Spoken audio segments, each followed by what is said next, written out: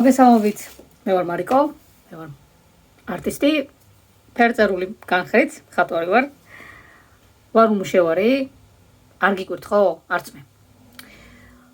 და ვაპირებ, რომ ჩემი კონტენტი, ანუ ჩემი TikTok-ის აკაუნტი შევქმნა ანგარიში. შევქმნა რა, შექმნილია, ასე თუ ისე რაღაცები დაწყებული მაქვს, თუმცა რეალურად არ ვიცი რა ტიპის კონტექსტს შევქმნი. არც ხელოვნური ინტელექტს რო ვკითხე, ასე მითხრა, რომ ძალიან საინტერესო იქნებაო უმუშევარ მხატვარზეო, თუ ილაპარაკებს საჯაროთო და აი რა დაბრკოლებებს გადიხარ ცხოვრებაში, რას ცდილობ, რას სწავლობ და ასე შემდეგო. და ძალიან ბევრი ადამიანი შეგიძლია ამითი мотиваცია მისცევა და ვნახოთ. ნახოთ, მე თუ შემიძლია რომ თქვენ мотиваცია მოგქცეთ და თქვენც ასევე შეგიძლიათ იგივე გაკეთოთ ჩემთვის, რატომაც არა. შორის ჩემთვისაც არაერთი ადამიანი ყოფილა ინსპირაცია, мотиваცია იმისი რომ რაღაც გავეკეთებინა, იმიტომ რომ როდესაც საკუთარ თავთან მარტო რჩები და ხედავ იმ ადამიანებს, რომლებიც წარმატებულები არიან და არ იცი მათ უკან რეალურად რა ხდება, რომლებიც ყვებიან, რაღაცებს გაუძლებს, რაღაცები გადაიტანეს და შეც გაგიძლია, შეც გადაგიტანია და რატო ვერ აკეთებ შენ და რატო არიან ისინი ბევრად უფრო წარმატებულები ვიდრე შენ. თითქოს შურიაო, მაგრამ შურიც არ არის, უბრალოდ აი ხო ხდებით, როდესაც დაღლილი ხარ რაღაც დაბრკოლებებით, სიძნელეებით, მე გინდება რომ იცი რა მეც დავიღალე კაცომეს მომაქციოს ვინ ყურადღებთ რაღაც ესეთი, მაგრამ ეს შური არ არის, ეს არის სურვილი იმისა რომ შენც იყო მშვიდად და წყნარად. თუმცა შურის რა ხო, რავი რა გითხრათ, შურზე ზოგადად არ მახასიათებს შური. თუ მახასიათებს, კაი გაგებით, ცუდი გაგებით იმას ნიშნავს რომ ეხა ვიღაცა თუ ჩემზე უკეთესია, იმას ნიშნავს რომ რაღაცა ცუცურებ, რაღაც მსგავსი ვარ, ეგეთი რამე არასდროს არ ხდება. პირიქით ძალიან მიხარია სხვა ადამიანების წარმატებები და გულით ვუსურვებ, რომ მათ მიაღწიონ ნოდვად წარმატება და რომ მათ რო უყურებ, მეც მინდა, რომ ხო, რატომაც არა კაცო, ამ ადამიანმა თუ გააკეთა ამდენი რაღაც თუ გადაიტანა, მეც ხო გადავიტანე რაღაცეები, ხო? ესე ჰაერიდან არაფერი არ ჩნდება, ხო? მათ შორის არც რაღაც ჩვენი პროფესია, არ ჩვენი საქმიანობა, არ ჩვენი ჩამოყალიბებული აზრები, იგივე ურთიერთობები და ასე შემდეგ, ხო? ამ ყველაფერს ჩვენი ცხოვრება ალაგებს, ასე ვთქვათ, გამოწვევები გვხდება ყოველთვის და ზოგადად ცხოვრება არის გამოწვევა, ხო? ეს ფარხმალი თუ დაყარე და აი არაფერს აზრი არ აქვს და საერთოდ რისთვის გაჩნდი, რა ვიცი, ვერ გეტყვი რისთვის გაჩნდი. მე ცოტა აზარტული ადამიანი ვარ იმ გაგებით, რომ საკუთარ თავის გამოწვევა მიყვარს რა.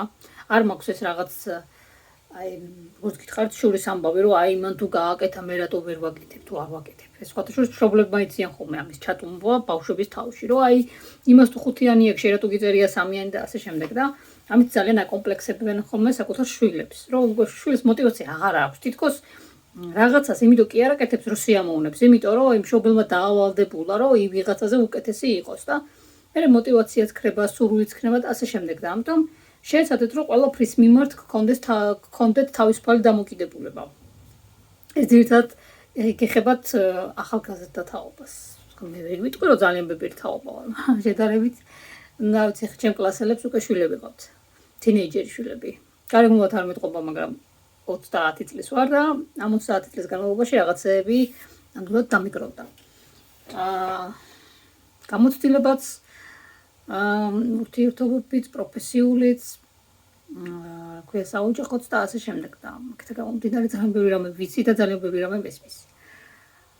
და ვაკვირდები იმას, რომ ძალიან დიდ გავლენას ახდენს ჩვენზე ყოველთვის ჩვენი ის გარემო, სადაც ვიზრდებით, ვინც გვზრდის და საერთოდ ვისთანაც ბავშვობაში გვაქვს შეხება.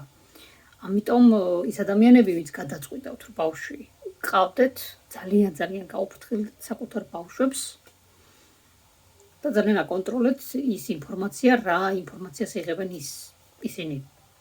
როგორც მოთხრობებიდან, ასევე ფილმებიდან, ასევე ურთიერთობებიდან, ყოველთვის გამოკითხეთ, რომ როგორ არიან, რას შვებიან, რაზე რას ფიქრობენ და ასე შემდეგ. ამით თქვენ ამ ესე ვთქვათ ბავშვებს პირველ რიგში ასწავლით ფიქრს, ასწავლით ანალიზის უნარს, გააზრებას, ასწავლით დამოუკიდებელ ფიქრს და ასე შემდეგ. რეალურად ძალიან კარგია. ხო, ნუ იქნებით ისეთი მშობლები, აი დღევანდელი მშობლები, რომლებსაც დედა და მამა რომ მობილურში კირკიტობენ და ბავშვმა რო არ იცის რა გააკეთოს, ყურადღება როგორ მიიქციოს და ასე შემდეგ. ეს შეიძლება ცოტა თემას გადავუხვიე, მაგრამ გონია რომ ეს ძალიან მნიშვნელოვანი და საინტერესო თემატიკაა, ხო. მაგალითად პურსელი არ მაქვს, ბოლოს ახალი დაბანილი მაქვს და ცივა. ცოტა შავი ფუთნი. წარმატებები ყველას.